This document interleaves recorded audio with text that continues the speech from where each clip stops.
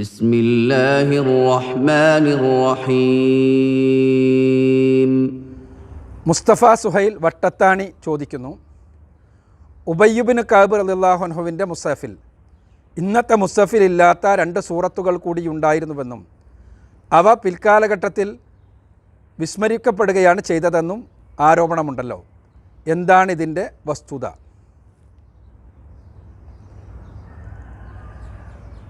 ഉബയ്യ് ഇബ്നു കഅബ് റളിയല്ലാഹു അൻഹുവിൻ്റെ വ്യക്തിപരമായ മുസ്ഹഫിൽ ഇന്ന് ഖുർആനിൽ ഇല്ലാത്ത 2 സൂറത്തുകൾ കൂടി ഉണ്ടായിരുന്നു.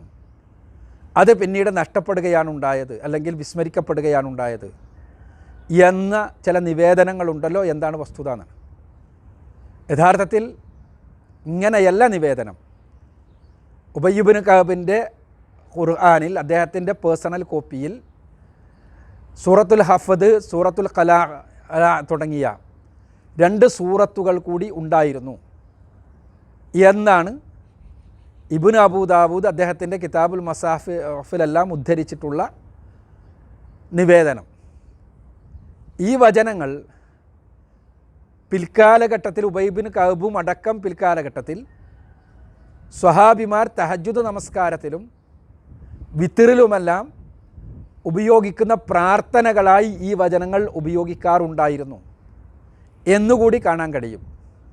യഥാർത്ഥത്തിൽ എന്താണ് സംഗതി?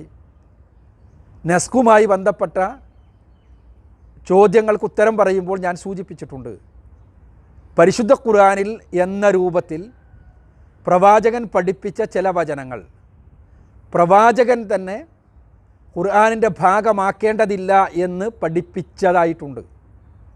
അതിൽപ്പെട്ടതാണ് റജമിൻ്റെ ആയത്ത് എന്നറിയപ്പെടുന്ന ആയത്ത്, അഥവാ വ്യഭിചാരിയെ വിവാഹിതരാണെങ്കിൽ എറിഞ്ഞു കൊല്ലണമെന്ന് പറയുന്ന ആയത്ത്. ഇതിനെക്കുറിച്ചും ഞാൻ നേരത്തെ ഒരു ചോദ്യത്തിനുത്തരം പറഞ്ഞപ്പോൾ സൂചിപ്പിച്ചിട്ടുണ്ട്.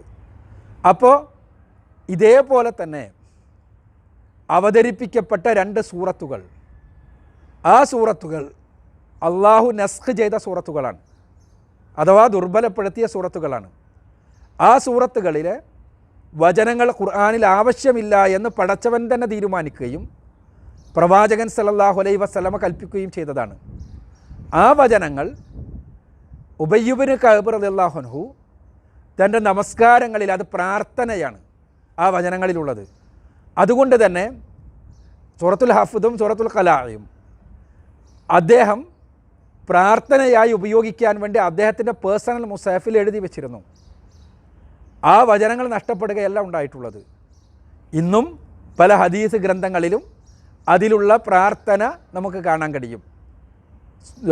വിത്ർ നമസ്കാരത്തിലെ പ്രാർത്ഥനയായി ഉപയോഗിക്കാൻ പറ്റുന്ന രൂപത്തിലുള്ള പ്രാർത്ഥനകൾ.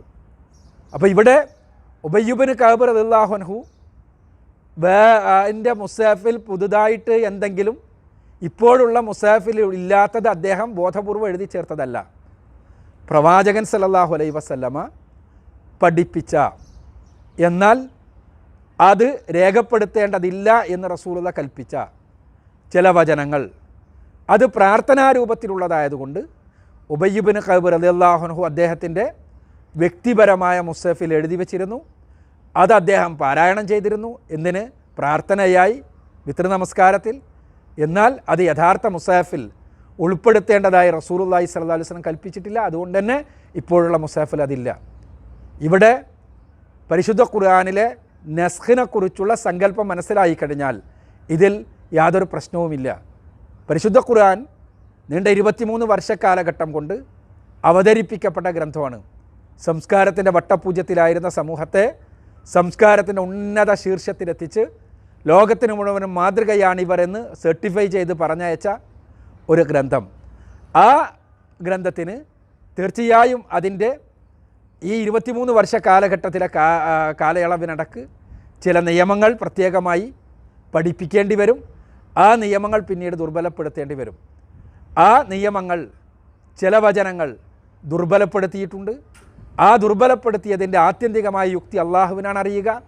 അത് അള്ളാഹുവിന് അറിയുമെന്ന് മുസ്ലിങ്ങൾ വിശ്വസിക്കും, അള്ളാഹു അലം. പക്ഷേ എന്തായിരുന്നാലും അത് ഖുർആനിൽ രേഖപ്പെടുത്തേണ്ടതില്ല എന്ന് പ്രവാചകൻ കൽപ്പിച്ചതുകൊണ്ട് തന്നെ യഥാർത്ഥ ഖുർആനിൽ, അഥവാ സംരക്ഷിക്കപ്പെടേണ്ട ഖുർആനിൽ രേഖപ്പെടുത്തിയിട്ടില്ല. ആ രൂപത്തിൽ ഒന്നും ഖുർആനിൽ നിന്ന് നഷ്ടപ്പെട്ടിട്ടില്ല. ഖുർആനിൻ്റെ അവകാശവാദം ഇന്നാ നഹ്നു നസ്സൽന ദിക്ര വ ഇന്നാ ലഹു ലഹാഫിളൂൻ എന്നാണ്. അഥവാ നാം ഇതിന് അവതരിപ്പിച്ചു, നാം ഇതിനെ സംരക്ഷിക്കും.